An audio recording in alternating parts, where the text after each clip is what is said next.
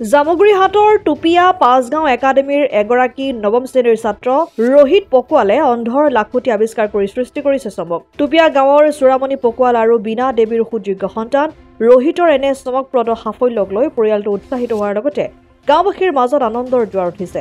জন্মৰে পৰাই অন্ধতাক আঁকোৱালি লৈ পৃথিৱীৰ পোহৰ মুখ নেদেখা লোকসকলে জীৱন যুদ্ধত হাৰ নেমানি আগবাঢ়ি যাব পৰাকৈ নিৰ্মাণ কৰি উলিওৱা এই অন্ধৰ লাখুটিৰ দ্বাৰাই কিছু সকাহ লাভ কৰিব বুলি আশা প্ৰকাশ কৰিছে ছাত্ৰ ৰোহিত পকোৱালে।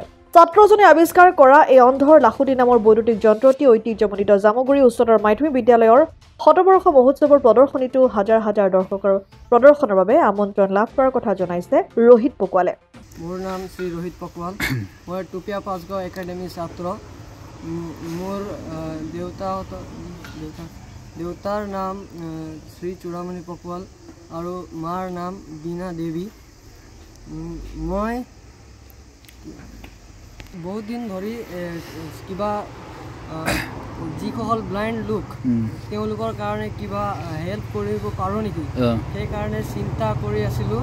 প্ৰায় এক মাহ ধৰি মই চিন্তা কৰাৰ পাছত মই ভাবিলোঁ যে তেওঁলোকৰ কাৰণে মই কিবা এটা কৰিম, কিবা এটা বনাম তেওঁলোকৰ কাৰণে।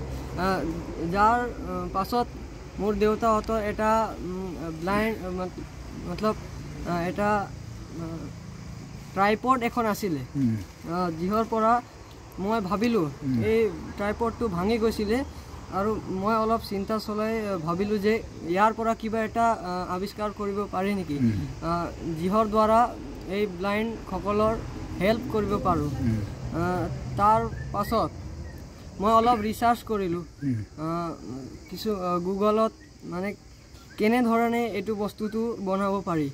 তাৰ পাছত মই সংগ্ৰহ কৰিলোঁ এখন ব্লাইণ্ড ষ্টিক আৰু স্কুলৰ পৰা মোক ছাৰহঁতে সহায় কৰিলে আৰু স্কুলৰ পৰা মই বিভিন্ন বস্তু আনিলোঁ।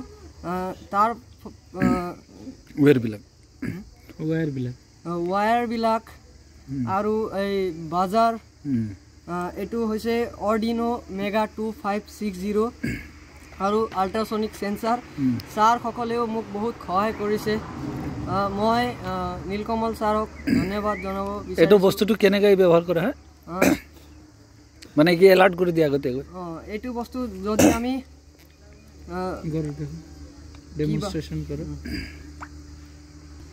যদি যিসকল লোকে চকু ভালকে নেদেখে তেওঁলোকে এইটো বস্তু লৈ গ'লে, যদি আগত কিবা আছে খাল বিল বা কিবা ৱাল, যিকোনো বস্তুকে এইটো বস্তুৱে চেঞ্জ কৰি এলাৰ্ট কৰি দিয়ে এই মানুহক, যাৰ ফলত তেওঁলোকে গম পায় যে আগত কিবা আছে, এই ৰাস্তাত যাব নালাগে বা কিবা এক্সিডেণ্ট হ'ব পাৰে।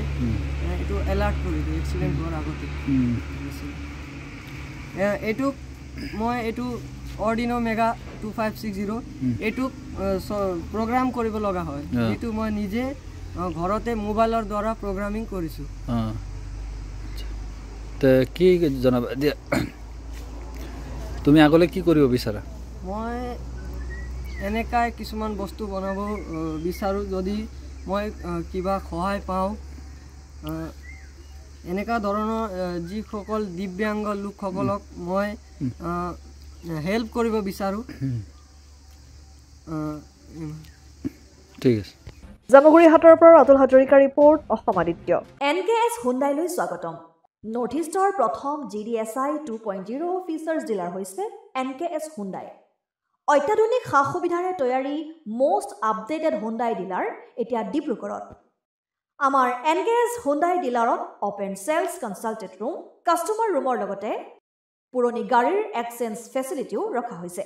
ইয়াত চেলছৰ লগতে ছাৰ্ভিচ ছেক্টৰৰ সুন্দৰ সুবিধা আছে। প্ৰয়োজনীয় সকলো এডভান্স টুলছ, হুইল বেলেন্সিং, এলাইনমেণ্টৰ অত্যাধুনিক machine, post hydraulic lift, fully train men পাৱাৰৰ লগতে nitrogen gas filling facility, fully automatic car ৱাছৰ ফেচিলিটিও আছে। লগতে NKS হুণ্ডাই ডিলাৰে কাষ্টমাৰসকলৰ সুবিধাৰ্থে মোবাইল ছাৰ্ভিচ ভেনৰো ব্যৱস্থা ৰাখিছে, য'ত হাইড্ৰলিক লিফ্ট, ৱাছিং facility, wheel balancing, tyre pressure check কৰাৰ লগতে বহুখিনি সুবিধাই উপলব্ধ আছে। NKS হুণ্ডাইলৈ আহক আৰু সুবিধাসমূহ গ্ৰহণ কৰক।